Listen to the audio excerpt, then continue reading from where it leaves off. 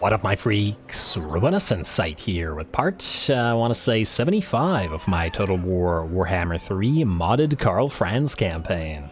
So as we saw last time, Marcus Wolfhart met a dino swarm in battle led by the Rite of Primeval Glory summons. It was a lot of dinos, but not enough to overcome the double arrows of his huntsman, which is pretty decent. We still have Mazdamundi's army to contend with, and Pahwak's remains a very strong, stronghold here with a ton of elites, and still quite problematic, but at the very least with the reduction in the enemy's armies, we should be able to make some headway here. Probably not this turn because we're pretty badly damaged and certainly not in ship shape to fight Mazdamundi, but we'll see. There's two little armies here.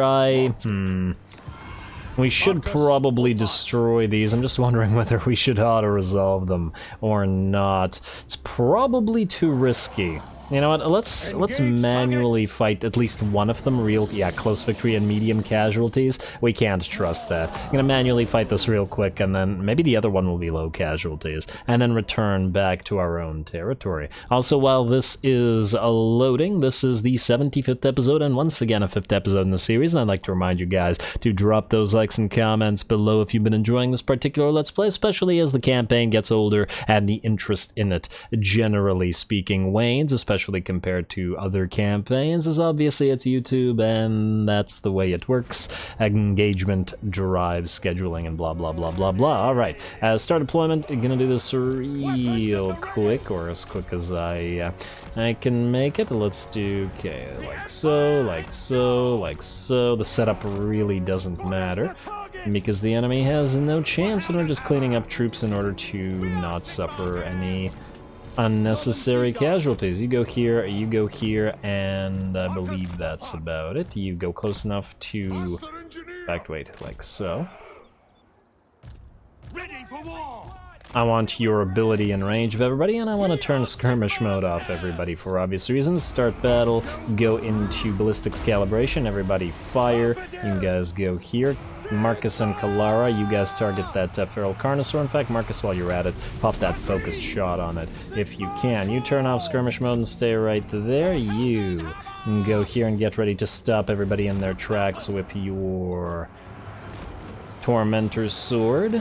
And normal speed, don't let the enemy fire too many things. There we go, nice hit, and speed it back up to max, and the arrow should take care of them. Medium casualties.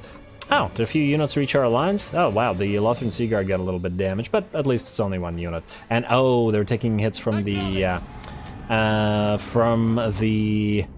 Ancient Salamanders. Yeah, that one hit knocked out, like, I don't know, 10 units or something. Hardly surprising. Those units do a lot of damage to relatively low-tier infantry. But oh well. I imagine we would have suffered a lot more casualties if it had been an auto-resolve than 34. Probably would have lost half our army or something silly like that. Medium casualties, after all. Alright, at least this way, I think with one turn of healing, we should be able to attack Pahwaks. Plus, I really want to end the turn and see whether we can get those two armies from the Vampire Coast to finally attack our Moor army. It's still by itself, and it still lacks what it needs to take the Awakening, but if its ambush succeeds, well, it'll be a different story. We are going to take the money, I guess. 3.3k ain't too bad. And then you could do the same thing to Kikoaka, but hopefully, let's just, oh, free research rate, swell. And a servant, also swell. Well, go here. Let's see what we're looking at. Yeah, low casualties, we can auto-resolve, I hope. Don't screw us on this game.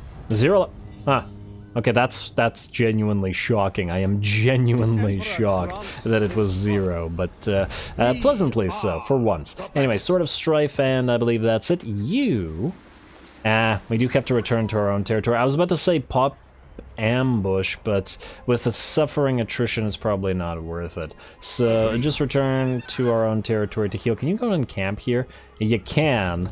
I sincerely doubt the Mazdamundi is going to... Wait, you can encamp, but you can't ambush? No, you can't ambush. Wait, is it 25 or 50 for ambush? It's 25. One second. Go right here, in regular stance. Heading out. I want to see something. Like so. Yeah, you can go into ambush. Why would you lie to me, game? Yeah, I think it's these crossings are a little bit buggy. They don't show you the proper stuff. What I'm going to do is pop you into ambush as well, just so that you're not visible, and you can go, I don't know, right here. You don't actually have to interfere in any way. Then we're going to take you, little army, and you're going to stay here, and we're going to hope that Mazdamundi falls for this. If we can destroy him with another ambush while Marcus is healing, and that'll be it for these guys. And in fact, I'm almost tempted to move you even further away so that Mazdamundi... Because your ambush is much more likely to fail. But I also don't want to be so far away that we can't reach Pahwaks. 80%, but that's ambush success chance. It's not the likelihood of ambush getting foiled, is it? You know, go right here. Alright, let's hope that that works out. Otherwise, I don't believe there is really much to do this turn, except two things.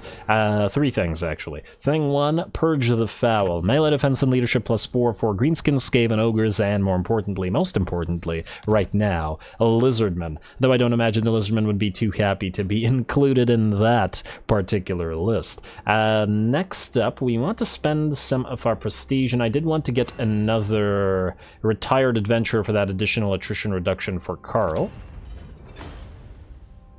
And I guess while we're here, let's get another patrol captain with halberdiers. And I think we need to keep the rest because we're probably coming up on another dilemma. It feels like it's been a while since we've had a dilemma, and I'm almost sure that we should have another confederation within the next couple of turns. So, yeah. Let's see. Where are you, Karl? Oh, Karl, somewhere up here, trying to defend the Urson Revivalist. Karl, yourself, you're going to get a reassuring presence. That's a minus 10% casualties from attrition, and then you are going to get a retired adventurer because the other guy already has one. There we go. Alrighty, what's our attrition at? We are losing 3 troops per turn. Not too bad. Once Karl reaches 3 points in this, I'm pretty sure it's going to get maxed out. And he'll suffer no further attrition. It's a lot easier to do this when you have more than 2 heroes, but Karl has a limited amount of space after all. Anyway, I believe that's it, so now it's just building, and our admin in this campaign is going fairly well, so we don't need to be too concerned. We should be able to get everything upgraded real quick, since we are mostly completed with regards to the admin that we have remaining. Anyway, build everything. Let's go, let's say capacity here, and... go for another temple. Alrighty, Estelia, let's go spices. Southern Grey Mountains, upgrade you to the next tier. Gotta remember to buy Grimhold from Durthu. You are missing money and you are missing road, so let's build those. Land of Assassins, we got a harbor and defenses and pottery. And then we got Jungles of Green Mist, we got defenses to build here because it's our new territory, and Rikarth could attack it at any moment. Don't actually care about Great Skull Lakes or the Falls of Doom because we're going to trade them away, but we might as well upgrade them right now, just to make it a little bit easier to hold. Gorger Rock's in the same situation. We're probably going to trade that to the Ogres because I don't want any more territory to administrate. And High Sentinel, definitely go for defenses, and let's say Harbor. And that's about it. Actually, you know what? Let's upgrade you to Tier 2, and then we'll go Harbor as priorities and all that. And there we go. Alrighty. Just trying to speed through that admin, so hopefully... really hopefully we can get this to happen. If they don't see us, they might go for Pox Marsh, in which case we destroy them. End turn. Alright, come on. Well, I guess that Mazdamundi thing can also happen, but I'm more excited about this. Especially since we've already had a couple... Oh. Amadeus, you moved very close to Karl, which means you're dead this turn. Serena Catron wants us to join battle against Karl Franz, or join war against Karl Franz, against Clan Ferric, but that's not going to happen. Join battle against Karl Franz. A Karl Franz divided against itself cannot stand. Let's see, Akarak the Crow. Are you really not going to move? Or maybe he moves later, I'm not sure. Because if he doesn't move, Karl will be able to kill him, in which case he'll be finally able to leave the monolith of Bubonicus. Damn, the Awakened didn't attack. I'm a little bit disappointed about that. Oh well. Can't do much about it. Who knows, maybe they're raiding though. Or maybe they moved away. I imagine that it's because our ambush got foiled, though. And, yeah, he is gonna move away. Damn you, Akarak. Let's see what we got here. Supervisor and...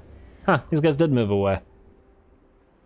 But their ambush also got foiled, which is why they didn't attack. And Alberic is gone, eh? Where did he go?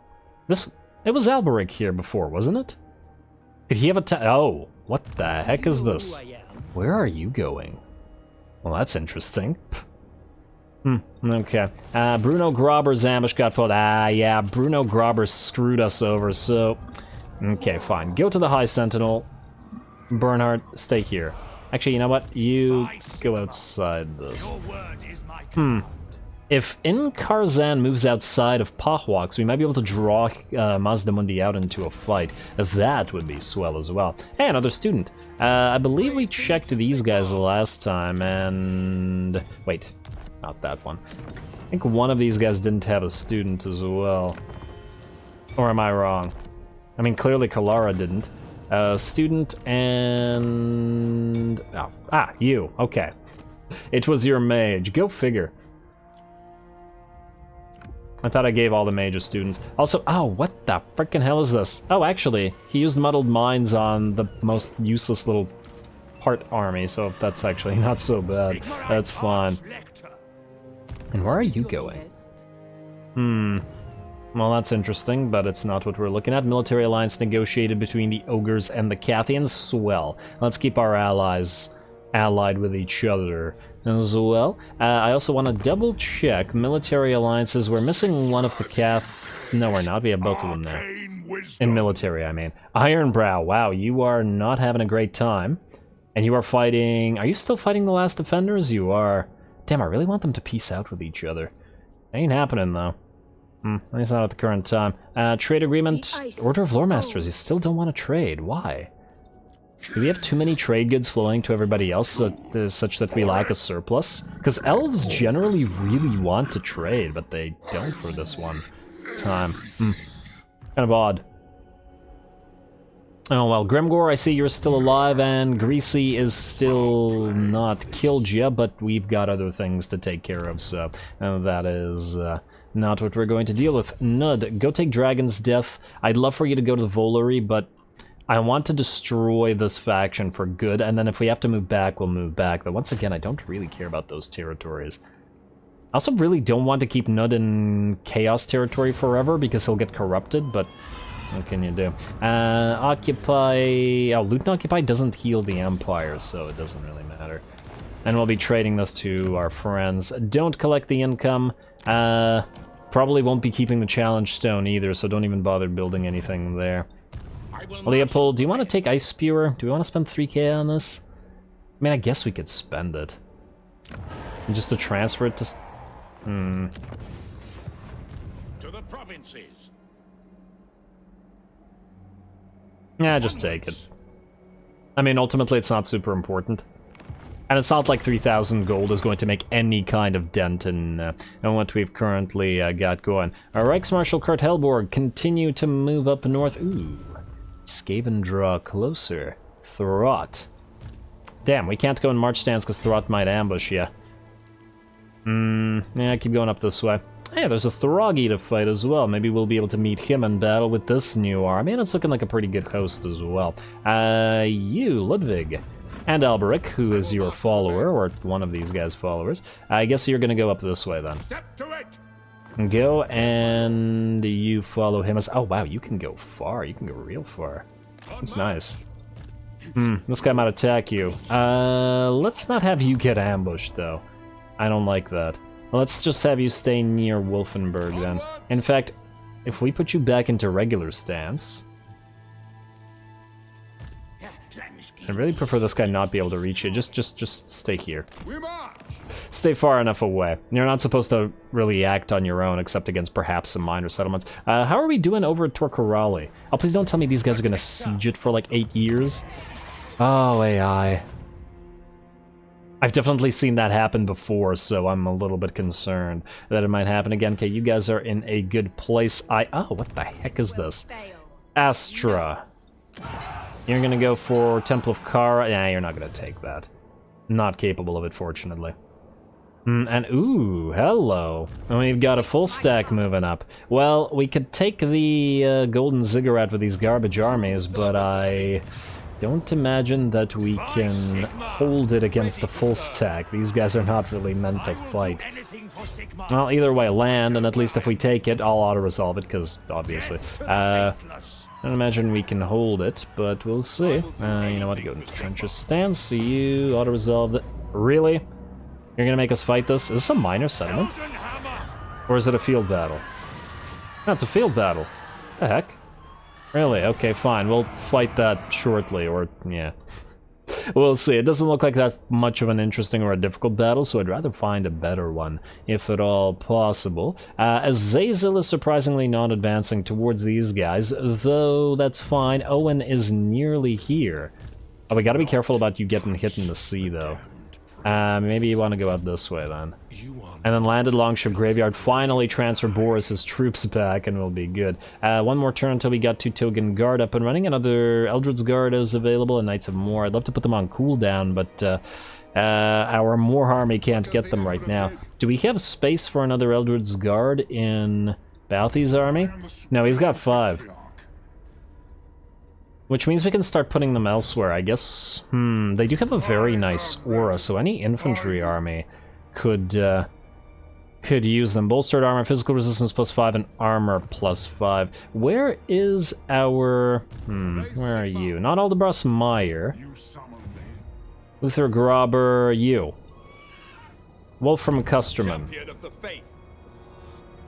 An aura wouldn't be too bad here, because it would power up the relatively weak units, but that, I guess, is also why we have the Sigmarite Disciples here. And this army is already kind of hurting for space, so, kind of about that. Where else can we put the Eldred's Guard? You know, I'll think about it, and we'll get back to it. Ooh, right. Springs of Eternal Life. You have some decent troops around you, though I do have to wonder whether you'd actually be willing to fight Volki. Ooh, also. Are you done recruiting, or is this... Wait. Time for action! You have 6 units, meaning you have to make 14. We need 2 more. So 2 more Pistoliers? Let's go 2 more Pistoliers. And yeah, we could go long the Outriders, but they take 2 turns, and I'd rather do the 1 turn. There we go. Now you'll be maxed out, unless I'm mistaken, which means you'll be able to follow Volki with this in a much better force. We'll probably attack you, unless I can find a better fight. Which remains to be seen. I should also probably just do it systematically, checking who can move and who cannot, but, well, let's keep going as we are for a bit. Ooh, can you reach Doomkeep? Damn, you can. And you can try... Oh, wait, what? How is that possible? How isn't camp stance travel further? Oh, it's just being buggy. Okay, fine. What we'll do is have you take the Grayling Moot probably in camp, or in trenches, rather. Like so. And wow, look at those defenses. They're pretty light. Bertold, you go here. Tech Thief, you go up here. I want to see if there's any armies over there before we move in the way that I was planning to move. Doomkeep is also sparsely defended. Ooh, if we could take both. So you go here first. Kurt. Raise your weapon. And then raise your weapon and really... Oh, right. The auto-resolve hates the heavy war sleds. You're really gonna make us fight this? Wait. Move this way a little bit. Can you take this without Kurt? Yeah, so by yourself the auto-resolve won't kill it. Okay, just Occupy. Why does the auto-resolve despise the war sleds? Man, it really dislikes them. And now you're not able to reach that place. Alright, fine, just in camp. Unbelievable. All because of war sleds. Alright, well, you two can take it together next turn. I might even send Gavin Pfeiffer to auto-resolve Doomkeep so that we preserve the war sleds, I guess. It's a bizarre state of affairs, but I don't see what we can do about it. Oh, Longship Graveyard is relatively unprotected, eh? There's this guy here by himself. Also, Theon, you're moving up here. I guess we'll need to build you so that you have at least an inkling of a defensive garrison. Also, how's the corruption here? That's actually looking... Wait. Attrition due to swamplands? Wait. Swamplands? No, frozen regions. Okay, for a second, I swear I saw swamplands. Okay. I'm just wondering whether these guys could take Azazel. They could in a fight. I don't really want them to get attritioned up, though. This will bolster the nation. I wish we were immune to frozen attrition. If anything, Boris maybe should be immune to frozen attrition, but anyway, we'll hold off on that. Karl. Akarak the Crow may have moved away, but this guy's here. Alright, you can auto-resolve this, I think. Raise your weapons. He's gonna run, but he probably can't run all that far, can he? Okay, further than I'd like, but still quite killable. I'll resolve this. There's obviously no need to fight that. And go for the money yet again. Now, you are still suffering attrition. But can you return to the Monolith of Bubonicus? And March stance, you can. We only need like one turn to heal, so it'll be fine. I want Rupert Puttkamer to move here, though. I want to see what's going on out here. Daniel was out here before, I saw. And we've got another army coming in from the... from Archaon's faction, but the rest looks okay. Alrighty, Gregor. Alright, we already checked that. I guess it's Camry time, then. I don't see a better battle than Henry. Oh, you've taken the floating village. I guess we won't be transferring that to our dwarfy friends. I guess you're both still going to Morgheim, however, so to Morgheim ye shall go. In camp. What's the likelihood of Imric attacking us? Pretty high, I bet.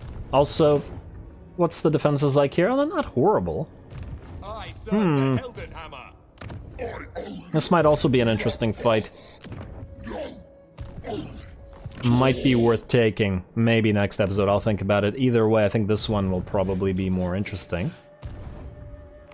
I would think. Alrighty, we're gonna declare war on you, but we're going to join war rather than directly declaring it. I'd love to be friends with them, but two of our allies don't like them, even though I'd love to have access to Cetra's units, so that's not going to happen. Alright, yes. Order of Lore Masters. We are going to join your war against Khemri. 3 point. Really? You still won't trade. Okay, fine. Military access. We can't do defensive alliance because it'll detect Kairos. How much money do you want for this? 3,000 gold. Okay, yeah, fine. We'll do trade agreement. It's a decent amount of cash. Join war, military access, no defensive alliance as yet. If you say so. All right, that works. That works well enough for us, or for our current purposes. Volki, you are going to attack the Springs of Eternal Life, which I believe is a minor settlement, eh? Huh, I wonder if we could draw them out into a field battle. I doubt it, but we'll give it a try. You're gonna go... I don't know. Here. On the trail. And then Volki. I'm not gonna bother leveling them right now. I'm going to Trencher Stance and attack this guy right here. Who I think we're close enough. I hope so. Advancing. Nah, he's gonna run. Okay, so we have to attack the settlement. Oh well. 'Twas a hope, but a vain one. Alright, close victory apparently. Yeah, there's some troops here. I don't imagine they have much of a chance, but, well, we have a limited amount of fights against the Tomb Kings, so we might as well enjoy them.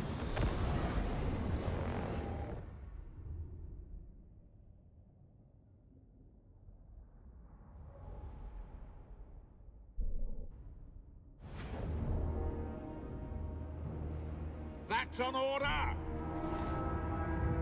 Alrighty, well, here we go. Obviously, the enemy army isn't anything crazy, so we probably won't have that difficult of a time bringing them down. However, it doesn't mean we can't make it fun for ourselves by adjusting the way that we attack the enemy, as in not overwhelming them with our overwhelming numbers. Also, I do notice that pretty much every time, any enemy army that has the ability to summon or to use army abilities like Bound abilities, as soon as your adjutants are summoned on the field, they will use those abilities right on top of your summon. So I used to feel bad about doing the same thing to the AI, like when their own reinforcements appear, or when they're or when they don't have summons, I guess, although mostly reinforcements. But considering the AI does the same exact thing to you, and sometimes even wipes out all of your adjutant summons right as they get onto the field, I no longer feel so bad about doing that. Anyway, the battle begins, and we're going to do at least a little bit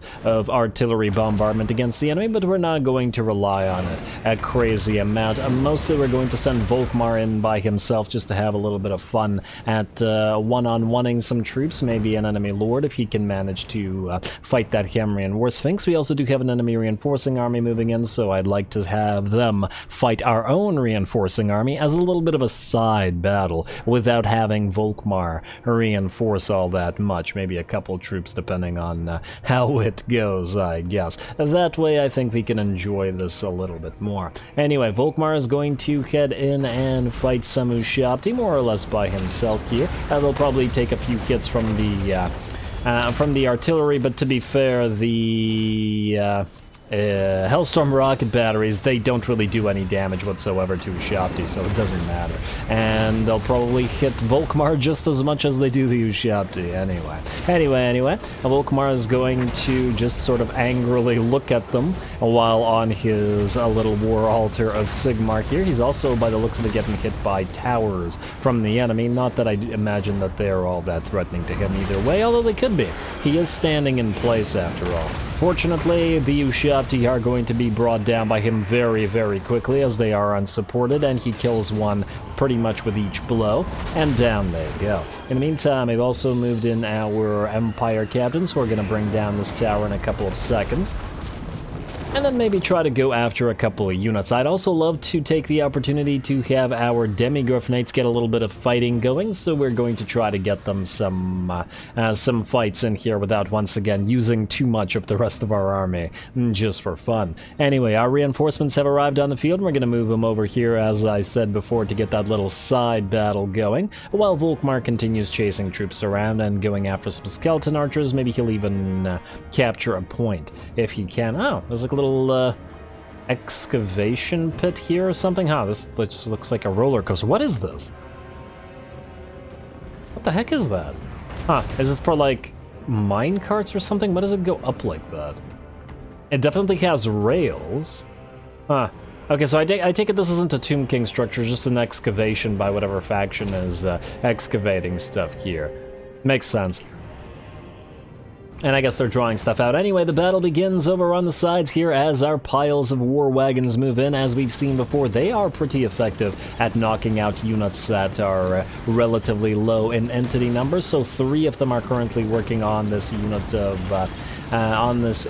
of chariots, and then the other 3 are going after this Tomb King, who's already, or Tomb Lord, Tomb King. Well, their lord, who is a Tomb King, is what I was getting at, who is on a War Sphinx, though by the looks of it not for much longer, as the war wagons are really dishing it out. Is he trying to get away from the rest of his army? I don't know, but is not going to get away from the war wagons firing at him. It looks like we also managed to stop all these chariots with our unit of summoned halberdiers, who have, well, held them in place while the rest of our units did the damage. There we go, the assassination is complete as the war wagons once again and dish it out, and all the chariots are pretty much destroyed as well.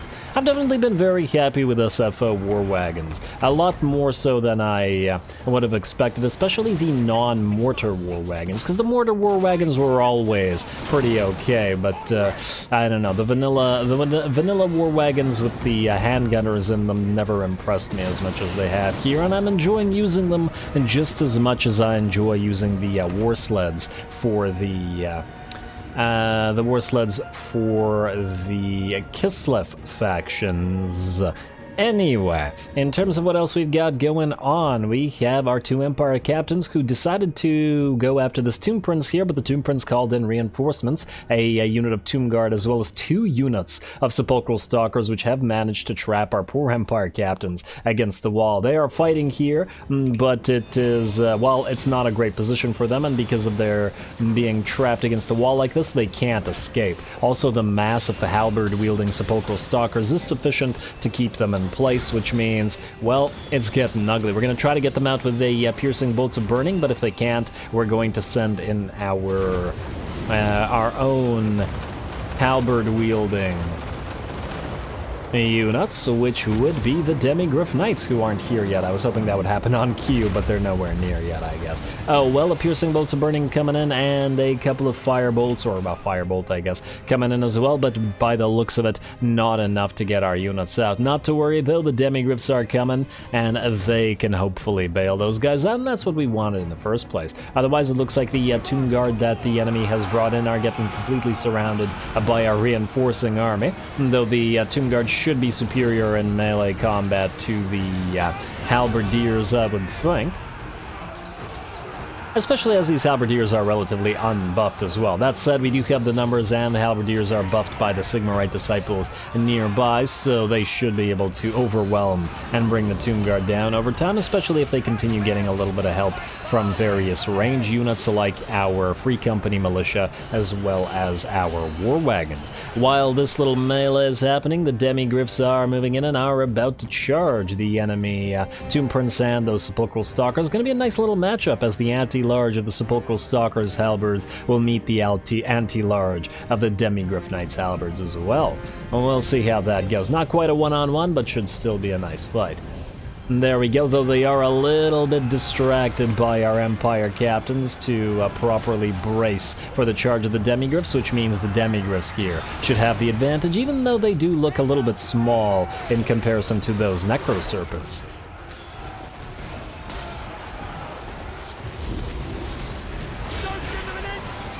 And there we go, and it looks like not only are the Necroserpents here, but even as we charge the enemy in the back, the enemy Tomb King has arrived as well with that Kemrian War Sphinx mount and is hitting our Demigryphs. They should still be able to do fairly decent damage to him because of their anti-large, but they're not nearly in as good of a position as they were looking at before. We've also got some more enemy units moving in, which is a new Shabti set.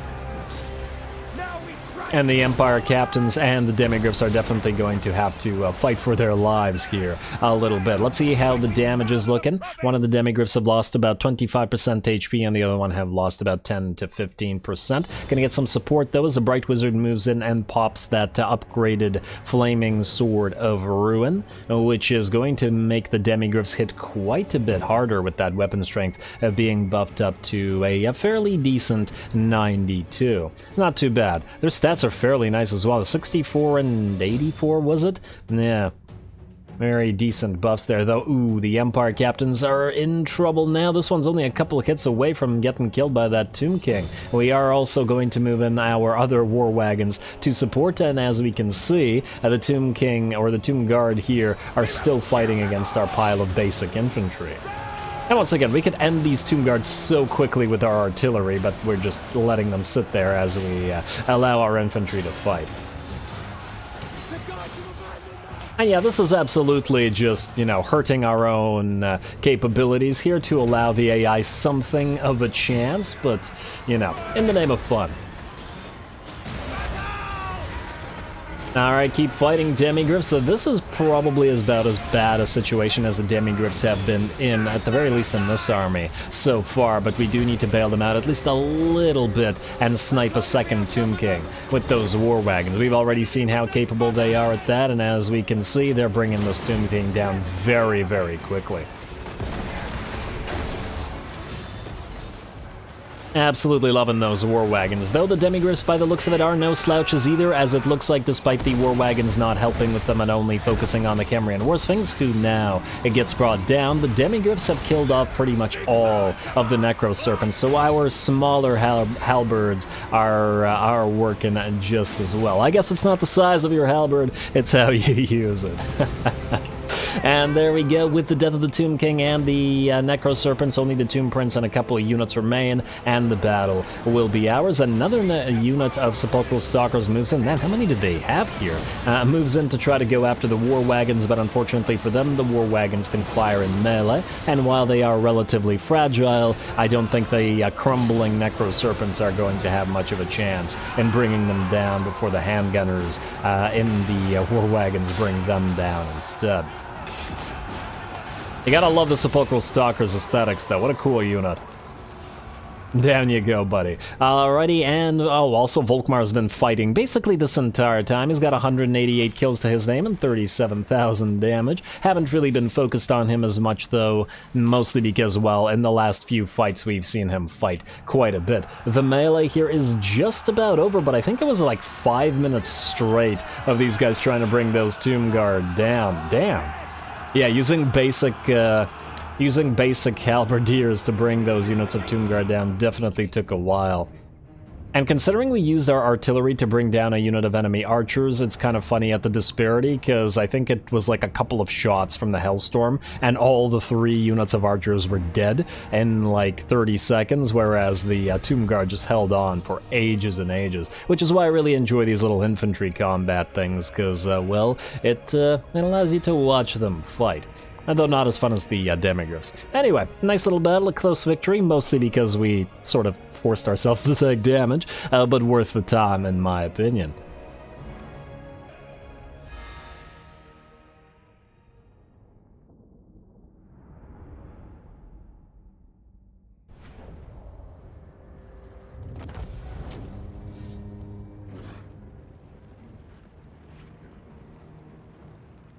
Alrighty, there we go. I certainly think we made that battle a little bit more fun than it would have been if we had done it the standard way, which would be, you know, bombarding them into submission with our artillery and then just cleaning up the mess. Instead, our Demigryphs got to have fun, our Empire captains got to have fun, though they're really quite weak in terms of fighting like that, though obviously they haven't been fully built up, and nonetheless, I gotta be careful with them. And considering how long they were fighting by themselves, only getting 2.5 and 2.8k damage is really quite inferior. And though, to be fair, they do summon units onto the field and buff everybody, so I guess we get more mileage out of them from that.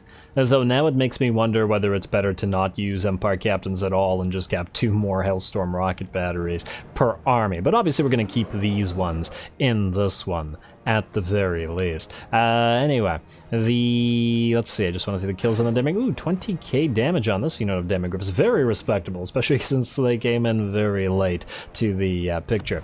Close victory, and we're going to occupy the place. Damage was obviously not necessary, but in the name of fun, it was still necessary. Another scribe and 2 more students, always worth our time as well. And do you also have a student?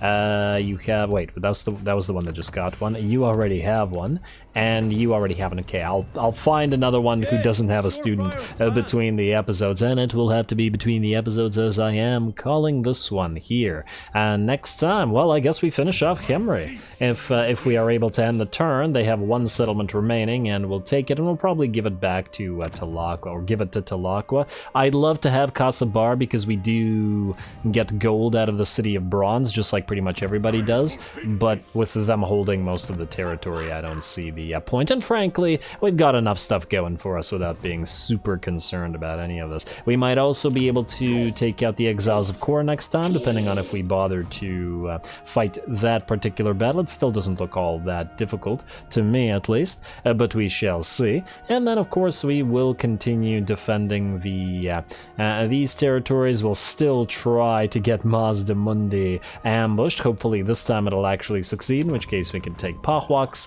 And then finally, it looks like Kurt Helborg will be able to reach his first fight very shortly. Maybe in the next episode, if we can manage to reach Throd, or if he tries to siege something. So stay tuned for that. Don't forget to leave a like and comment. All glory to the algorithm. And thanks for watching.